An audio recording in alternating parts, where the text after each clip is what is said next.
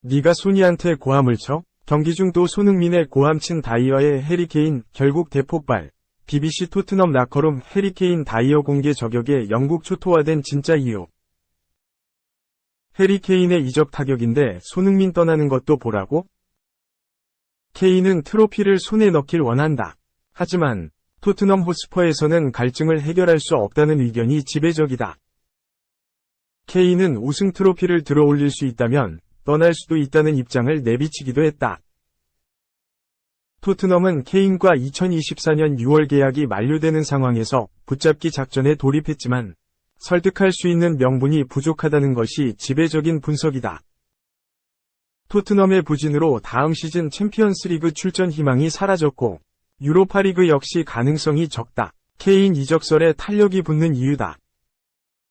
케인에 대해서는 맨체스터 유나이티드, 바이에른 뮌헨이 적극적으로 관심을 표명하면서 이적설이 타오르는 중이다.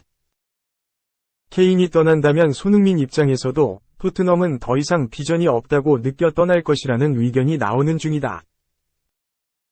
영국 매체 더 부트룸은 손흥민과 케인은 토트넘의 놀라운 존재다. 파트너십은 상대의 두려움을 선사한다. 비록 우승 트로피를 얻지 못했지만 좋은 순간을 보냈다. 며 영향력을 언급했다. 그러면서 다가오는 여름 케인의 이적은 토트넘에 큰 타격이 될 것이다. 그런데 손흥민까지 떠나는 것을 보는 건 팬들에게 절망적이다. 고 언급했다. 이어 케인은 다가오는 여름 떠날 가능성이 높다. 여기에 손흥민까지 이적한다면 다음 시즌 토트넘은 무너진다. 고 우려했다.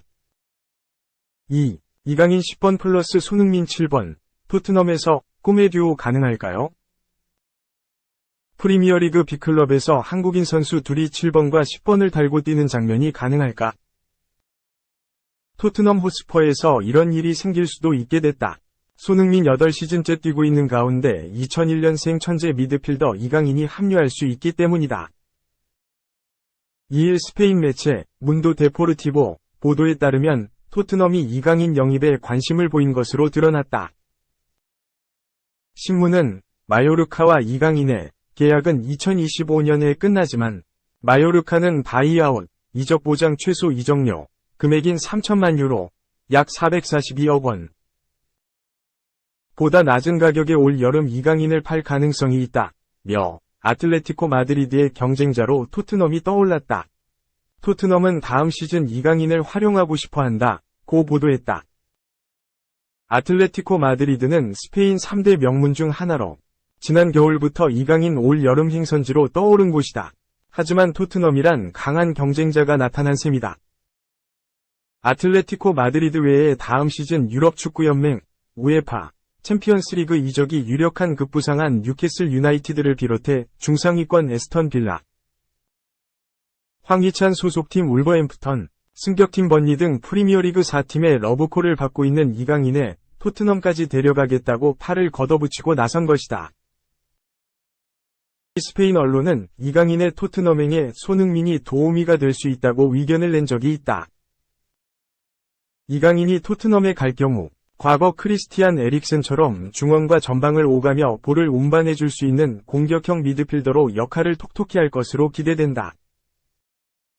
등번호 10번으로 대변되는 테크니션을 맡게 되는 셈이다. 여기에 팀의 간판 윙어인 7번을 실제로 달고 있는 손흥민과 함께 호흡을 맞춘다면 한국 축구팬들의 시선도 크게 사로잡을 수 있다. 물론 토트넘의 10번이 리빙 레전드 케인이어서 이강인이 실제로 10번을 달진 알 수 없다. 하지만 케인이 올 여름 예상대로 이적한다면 이강인이 10번을 물려받을 수도 있다. 이강인의 토트넘 이적설과 맞물려 유럽파들의 행선지가 어디로 귀결될지 여름이 더 뜨거워질 전망이다. 3. 토트넘 손흥민 7시즌 연속 EPL 두 자리 득점. 손흥민이 두 차례나 골대를 때리는 불운을 이겨내고 7시즌 연속 잉글랜드 프리미어리그 EPL 두 자리 득점을 달성했다. 그러나 토트넘은 수비 불안 속에 리버풀에 패하며 다음 시즌 유럽 축구연맹 우에파 챔피언스리그 진출의 꿈을 사실상 접었다. 토트넘은 1일 한국 시간 영국 리버풀 안필드에서 열린 리버풀과 2022-23 잉글랜드 프리미어리그 EPL 원정 경기에서 시작 15분 만에 3골을 내주는 수비 불안 속에 해리 케인과 손흥민, 히샤를리송의 연속골로 3에서 3동점까지 갔지만 디오구 조타에게 결승골을 내주며 3에서 4로 졌다. 토트넘은 이날 패배로 16승 6무 12패, 승점 54가 되며 리버풀 16승 8무 9패, 승점 56의 5위 자리를 내줬다. 앞서 열린 경기에서 맨체스터 유나이티드에 0에서 1로 진 아스톤 빌라 16승 6무 12패, 승점 54에는 3골 앞서 6위를 간신히 유지했다. 그러나 토트넘은 리버풀전 패배로 다음 시즌 우에파 챔피언스리그 진출 경쟁에서 사실상 완전히 밀려났다. 4위 맨유 19승 6무 7패, 승점 63와 승점차가 9로 벌어진 가운데 토트넘은 맨유보다 2경기를 더 치렀다. 토트넘은 4경기를 모두 이기더라도 승점이 66에 그친다. 오히려 토트넘은 다음 시즌 유로파리그 경쟁에서도 밀릴 위기를 맞았다. 리버풀의 5위 자리를 내준 가운데 8위 브라이튼 앤 호브 알비온 15승 7무 9패, 승점 52. 이 호시탐탐 순위 상승을 노리고 있다. 더구나 브라이튼은 토트넘보다 3경기 많은 7경기를 남겨두고 있다. 일주일 전에 뉴캐슬 유나이티드 원정에서 전반에만 4골을 내줬던 토트넘은 이번에도 경기 시작 15분 만에 3골을 허용했다. 첫 실점과 두 번째 실점은 전반 3분과 5분에 나왔다. 미드필드 오른쪽에서 올린 트렌트 알렉산더 아놀드의 크로스가 페널티 지역 왼쪽에 있던 커티스 존스의 슈팅으로 연결되며 첫 실점이 됐다. 불과 2분 뒤에는 코디아코의 오른쪽 땅볼 크로스를 루이스 디아즈가 넘어지면서 골로 연결했다. 토트넘은 경기 시작 5분 만에 순식간에 2골을 잃으며 끌려갔다. 전반 15분에는 크리스티안 로메로가 학포를 넘어뜨려 페널티킥을 내줬고 모하메드 살라가 이를 침착하게 성공시키면서 0에서 3이 됐다. 순식간에 3골 차로 벌어지면서 일주일 전 뉴캐슬에 당했던 참패를 떠올리게 했다. 하지만 토트넘도 뉴캐슬전처럼 허무하게 무너지진 않았다.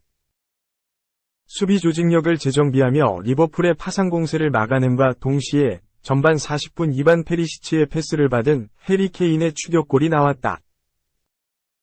전반 43분에는 비록 오프사이드 판정이 나오긴 했지만 손흥민이 페널티 지역 오른쪽에서 가마차기로 슈팅을 때렸지만 골대를 때리는 불운이 있었다. 7시즌 연속 EPL 2자리 득점까지 한 골을 남겼던 손흥민은 후반 9분 오른발 슈팅을 때렸지만 이번에는 오른쪽 골대를 강타했다.